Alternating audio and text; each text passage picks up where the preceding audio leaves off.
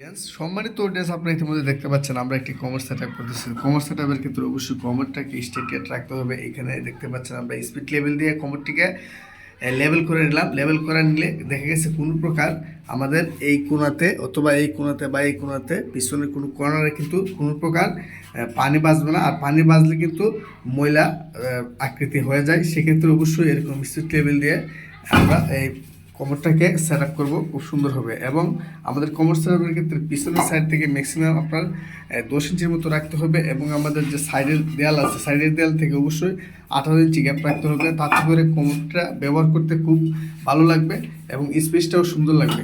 এবং এইখানে দেখতে পাচ্ছেন আমরা এই যে কোমরটা ঢালাই দেওয়ার ক্ষেত্রে আমরা প্রথমে ফ্লোর করে নিই। ফ্লোর করে নেওয়ার পরে আমাদের কোমরটির যে পুরুত্বটা রয়েছে প্রায় 8 ইঞ্চির মতো, তো 8 ইঞ্চির নিচে আমরা 3 ইঞ্চি একটা ইটের সোলিং করে নিচ্ছি। ইটের সোলিং করার পরে আমরা এখানে বালি দিব। বালি দেওয়ার পর আমরা এখানে ডালাই মশলা দিয়ে আরসিসি ডালাই করে দিব।